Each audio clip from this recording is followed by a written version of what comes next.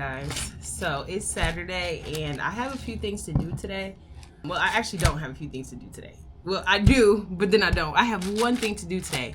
My brother's fiance's bridal shower is today at Swan House at 1:30. And I gotta get ready for that. I have no maintenance done. My hair's not done, my nails not done, my brows not done, nothing is done. The lashes aren't done, nothing. So I'm pretty much about to DIY maintenance and take y'all along with me and show you guys how to do it so you guys can do it at home yourselves too. Right? So this is what my nails look like right now. Yep, that's what they looking like. Ate up, chewed up, throw down. But we're about to get ourselves together. Today we're going to be doing SNS dip powder, and these are all the things that you are going to need. So, of course, falsies. I got these off of Amazon. They're tagged in my Amazon storefront just in case you want to get the exact same things that I got. But these are almond shaped tips that I'm going to be using today because I want to do almond and I don't want to do too much shaping. So now I'm just going to be showing you guys what I do from prep all the way to what needs to be done. And I know I'm looking a little crazy, but bear with me. So the first thing we're gonna do is prep our cuticles or prep our nails and get them ready so that we can start. Let me show y'all how I do that. All right, y'all. So the first thing that I do is push my cuticles back using a cuticle pusher. This step is super important because if you leave any skin on your nail, your dip powder is going to start lifting in like 2 business days, and we are not doing all of this work for that, okay? Once that's done, I go in with my cuticle nippers, or in this case, my nail drill, with the cuticle bit to clean up all the dead skin around the nail. Make sure you take your time with this part because the cleaner your prep is, the better your set is going to last. Prep is literally the foundation for your whole manicure. Now, after all that good stuff is done, I lightly sand the surface of my nail to remove the shine. And when I say lightly, girl, I mean lightly. Don't go crazy with that file because you are removing layers of your natural nail. We just want to etch the surface a little bit so the dip powder liquid has something to grip to. Brush off the dust, clean with alcohol, and you're good to go. So the prep is done. Now it's time to put on the, what are these called? Tips, nail tips. So I make sure that the nail tip goes from one side of my nail bed to the other side of my nail bed. I measure it out and I make sure that I pull the exact same for the other side and make sure, and I just measure them all out. So I go 10, I think I go 10, 8, 6, 4, 2, but don't quote me. I think this is a good one. This is a 9. Or is this a 6? Now, this is how I put them on. So I start with my non-dominant hand because it's easier for me to use my dominant hand rather than my non-dominant hand. So I start with my dominant hand. You don't have to start with your dominant hand. That's a tip that I do. It makes it easier for me. So this is just glue. You do not have to use gel glue. I use gel glue because it's just comfortable for me, and that's what I've been using from the beginning. Did he talk more? We agreed. So we got them on. The next thing is to file them exactly how I want them to. I started with stiletto shape to make it easier for the filings. If that makes sense, make life easier the way you can, right? So I just go in and just file it to what I like. I like pretty pointy, not too sharp, but literally I'm just filing until I get my desired shape of a pointy nail, y'all. All right, that's number 1. Look at the difference between this one and this one, right? Because I filed one and I didn't file the other. So I'm gonna go ahead and file all of them to my desired shape and we can go from there. Not too pointy.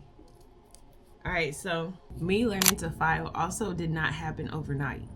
So give yourself some grace. And filing is what takes the longest, but that's what makes your nails beautiful. So keep that in your noggin. We're gonna file these and then I'll be back.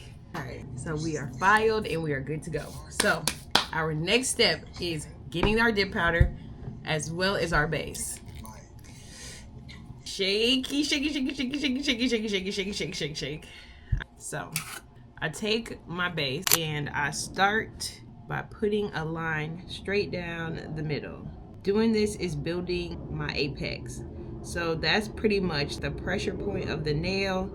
If it's thick, it's not gonna break. It helps your nails not break, if that makes sense. So I take it, I dip it, tap off the excess, and then I move on to the other nail, which then gives the nail that I just did time to dry, right? So we're doing the exact same thing. Make sure you keep the little line that you're drawing down the middle of your nail as thin as possible. It doesn't have to be that crazy. All right, first nail done, and now I move on to the other side just to give this the ability to dry even longer.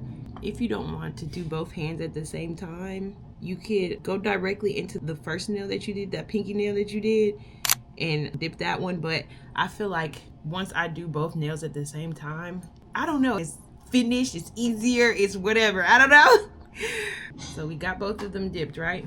All right, so now you're brushing off the excess and going to start the process over again. So I do another coat down the middle of my nail to build my apex. And if you don't know what an apex is, it's basically the structure of the nail that helps give it strength so it doesn't snap every time you open a soda can, okay? After building the apex, I go in with 3 full coats all over the entire nail, making sure I let each layer dry for a few minutes in between. And please, sister, make sure your base coats are thin. Thin layers are what keeps your nails looking smooth and natural instead of thick and bulky. Also, try not to flood your cuticles. The neater you apply the base, the easier filing is going to be later because you don't want to fight for your life trying to smooth out all the bumps and lumps and all of the things, right? Now, personally, I do 3 full coats because I'm rough with my hands. I'm consistently in the gym. I'm washing my hands a lot, opening packages, all of the things. I need these nails to be strong enough to survive my lifestyle, okay? All 3 layers are on, right?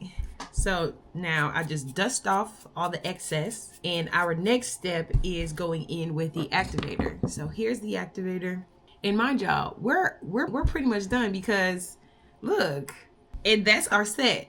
The only other thing we have to do is file her down after the activator bakes. So pretty much I flood my nails with this activator, y'all, just to make sure. Look at the applicator.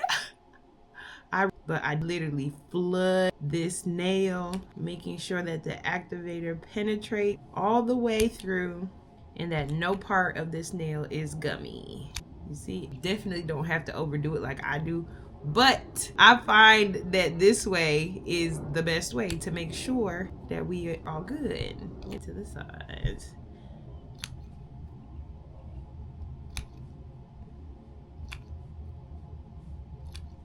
If there's anything you wanted me to do to help, all you gotta do is ask, baby. Okay, activator on. I leave it to sit for about 30 minutes to an hour. I honestly like to let it sit for a whole day just to make sure that it's dry enough. I don't have time to do that right now though, so we're just going to keep it cute. Now this hand here, make sure that you really get around the cuticle. That's where it counts the most. All right, so we're gonna let her dry and then we'll be right back when she's dry. Y'all will hear the difference once they're dry. Like sound a little gummy, and they are a little gummy, like feel gummy. And you'll know, like I don't know. See, you can't hear anything right now, but wait till they're, dry. And